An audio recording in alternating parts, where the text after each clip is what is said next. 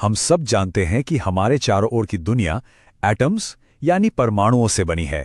पर क्या कभी सोचा है कि एक एटम असल में दिखता कैसा है?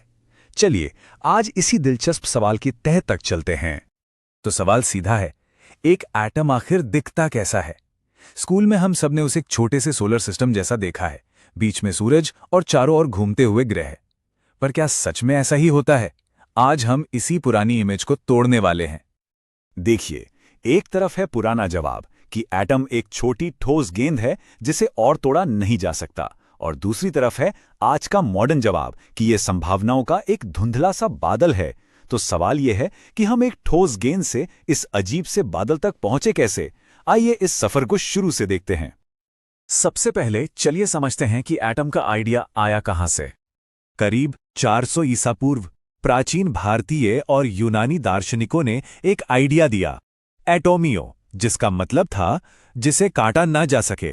फिर सदियों बाद 1808 में जॉन डाल्टन ने इसी विचार को एक वैज्ञानिक थियरी की शक्ल दी। डाल्टन की थ्योरी केमिकल रिएक्शंस को समझाने में बहुत कामयाब रही, लेकिन इसमें एक छोटी सी प्रॉब्लम थी। ये कुछ चीजों को एक्सप्लेन नहीं कर पा रही थी, जैसे कि स्टिंग विद्युत यानी स्टैटिक इलेक्ट्रिसिटी। और यहीं से हमारी जासूसी कहानी का पहला सुराग मिलता है। तो अब वक्त था एटम के अंदर झांककर देखने का कि आखिर उसके अंदर है क्या। एक्सपेरिमेंट से पता चला कि एटम से नेगेटिव चार्ज वाले कणों की एक धारा निकलती है, और सबसे मजेदार बात यह थी कि आप कोई भी मटेरियल ले लें, ये कण हमेशा एक जैसे ही होते थे। इन्हें नाम दिया गया इलेक्ट्रॉन, और यह साबित हो गया कि इलेक्ट्रॉन हर एटम का एक बुनियादी हिस्सा है।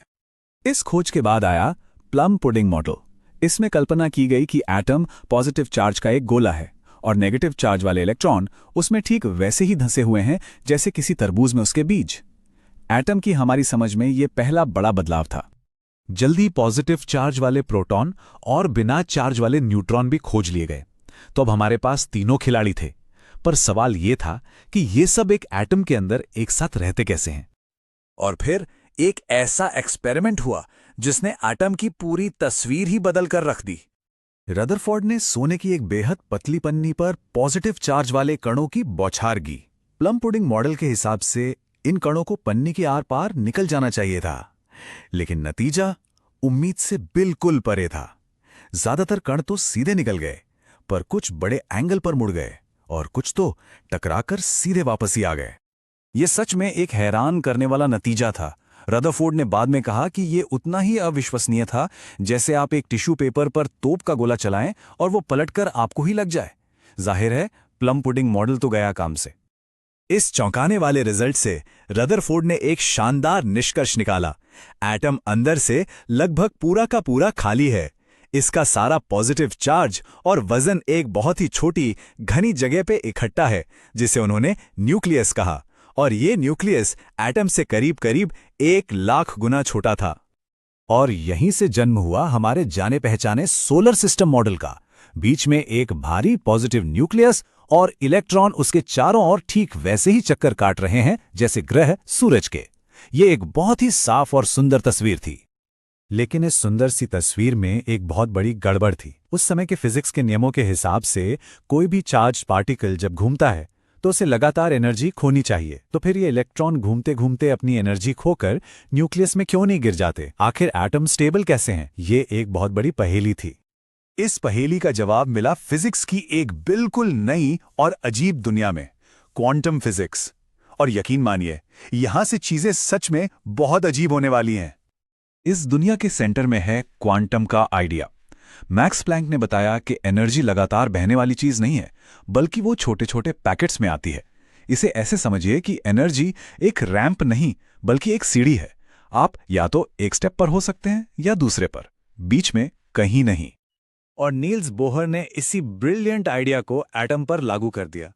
उन्होंने कहा कि इलेक्ट्रॉन भी सिर्फ कुछ फिक्स्ड एनर्जी वाली सीढ़ियों पर ही रह सकते हैं। वो एक सीढ़ी से दूसरी पर छलांग तो लगा सकते हैं, पर बीच हवा में नहीं लटक सकते। और बस इसी एक आइडिया ने एटम को गिरने से बचा लिया और उसकी स्टेबिलिटी की गुत्थी सुलझा दी।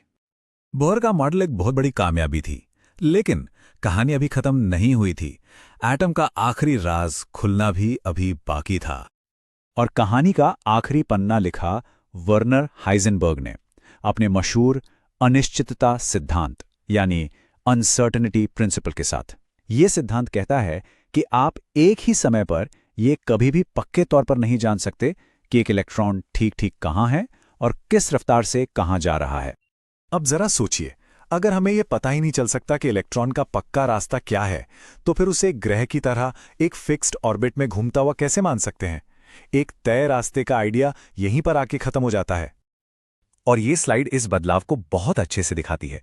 हम बोहर मॉडल के साफ सुथरे तय ऑर्बिट से क्वांटम मॉडल के धुंधले संभावनाओं वाले ऑर्बिटल की तरफ आ गए। हम निश्चितता से अनिश्चितता की तरफ आ गए, और जहां इलेक्ट्रॉन सिर्फ एक कण था, अब वो एक ही समय पर कण भी है और तरंग भी। तो आज हम एटम को ऐसे देखते हैं, इलेक्ट्रॉन किसी एक रास्ते पर नहीं है, बल्कि वो न्यूक्लियस के चारों ओर एक 3D स्पेस में है जिसे ऑर्बिटल कहते हैं। ये वो इलाका है जहां उसके पाए जाने की संभावना सबसे ज्यादा है, जो एक संभावना के बादल यानी प्रोबेबिलिटी क्लाउड जैसा दिखता है। और ये हमें हमारे आखिरी और सबसे दिलचस्प सवाल पर लाता है। अगर एटम 99.9% से भी ज्यादा खाली जगह है और सब कुछ सिर्फ संभावनाओं का खेल है, तो फिर हमारे चारों ओर की ये दुनिया हमें इतनी ठोस क्यों महसूस होती है? ये सवाल हमें क्वांटम दुनिया की अजीब हकीकत के बारे में सोचने पर मजबूर करता है। जरा